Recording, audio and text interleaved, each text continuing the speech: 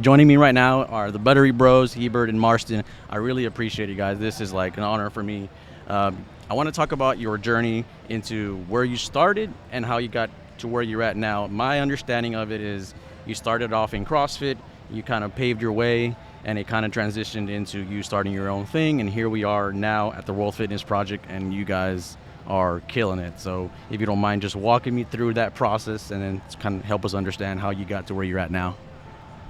I met Heber in, I think, 2010 era at a local competition that my, at that time, girlfriend was competing at. He was the first hired CrossFit media guy, and I asked him for a media pass if I gave him all my footage, and he was kind enough to do that. And he was like, hey, just step beyond this little rope here. Come into the room. Yeah. And so we worked together, and at the end of the weekend, he gave me a contact to the guy that was heading the media department at the time, Tony Budding, and that was kind of the beginning of a long-lasting 15-year relationship. And right after that, Heber ended up taking a job, moving to Santa Cruz. He was the guinea pig. I'm like, you go there and let me know how it is. I'm not just going to pack up and move out there until I know it's going to be a more long-term thing. And then he went there and, kind of started it off. You can jump in if you want to talk. Yeah, so we moved. We were living in Utah, both of us, and not together. We just met each other at this local event. But I went down first, got a job with CrossFit headquarters in Santa Cruz. I needed help producing a pilot for an ESPN show that we were going to showcase, like, how can you cover the sport of fitness? How can you cover the CrossFit Games and make it look good on TV? So I had kind of designed this format, and I had Marston come down and help edit that pilot.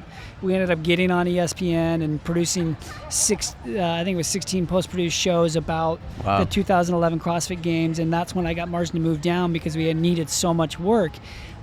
We transitioned that job from being live broadcast, which I was kind of not really a fan of.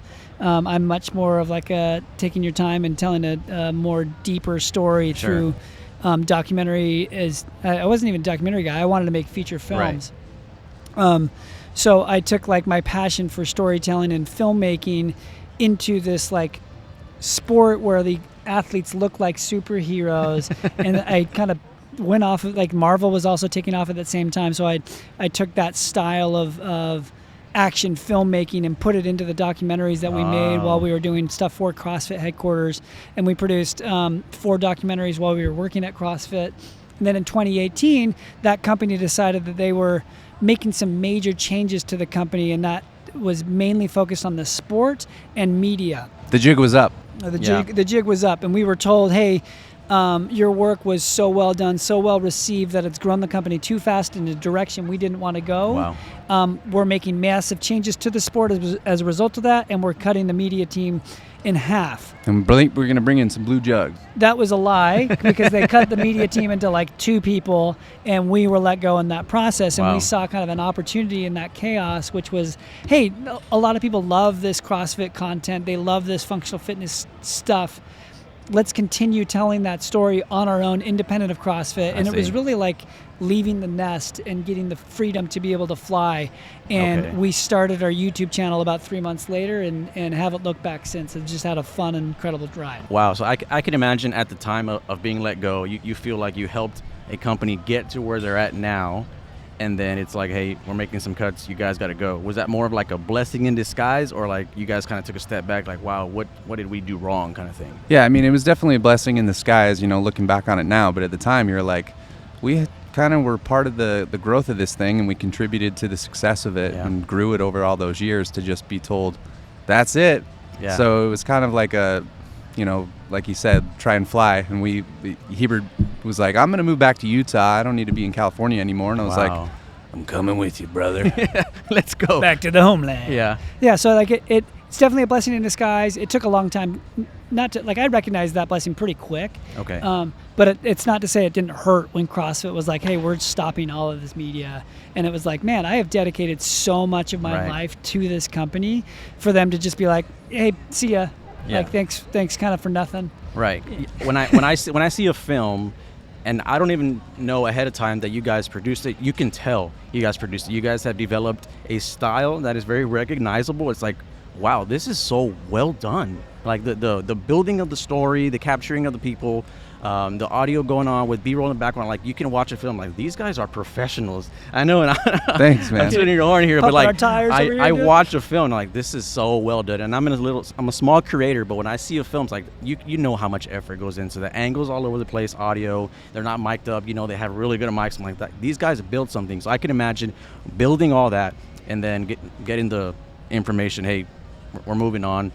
And my next question is, how quickly did those calls start coming in once you guys were essentially, free, Well, What kind of calls do you mean? yeah. like for work, like Well, we from doing it so many years, I knew that there was like an audience out there for that type of content. Okay. So it was like, I'm kind of over building somebody else's company I and vision. see. I'm going to go out and let's do it ourselves and create something that we're both proud of. And that was really kind of how it happened. We didn't have Yeah. like a plan B or anything. We were just kind of like, we know how to do it. Let's go do our own thing. let's go hustle and try and make we were thinking we were going to do a docu-series that first year that turned into the fittest that we ended up producing in 2019. It was like a very ragtag team, and we were sleeping out at RVs and Wow. trying to produce this thing, over the course of the weekend at the CrossFit Games. And lo and behold, we pulled it off, and we were able to put it out like right when COVID happened. And although COVID was very unfortunate, everybody went out and bought the movie because they're all locked down and in their homes. Needed something to watch. Yeah. All right, last question here. We're at the World Fitness Project right now. You guys are creating some really awesome content for individual athletes, for the organization as a whole.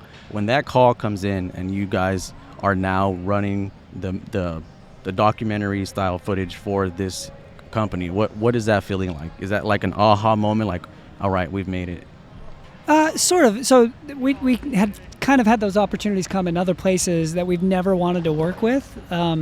We just really like Jackson and Bella and Will and the heads of World Fitness Project so much and believe in them that if it was if it was anything that they wanted to be involved in, we want to be there to support them. Okay. And when they asked, like, hey, this is what you guys do best, can you come be a part of it? It was just kind of a no-brainer.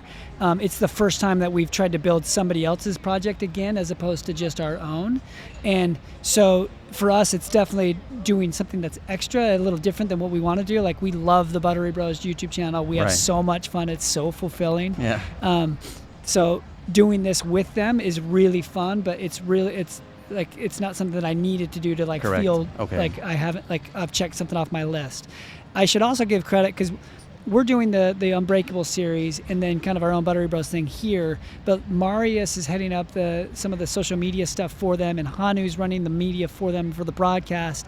That's a totally different portion of the company that's absolutely crushing it this weekend, and I want to make sure that they get credit where credit is due because they're crushing it. I see, and that's a good explanation. Well, I really appreciate your time, guys. This was awesome. It was a cool insight hearing it from you guys. I don't know how often you get to share your story. I know people know the story because they've been following what you guys have been doing, but I really appreciate you guys taking the time with me today. We love telling our story. Yeah, man. Thanks. It was good to talk to you. All right, thank you guys. Appreciate it. Thank you, dude.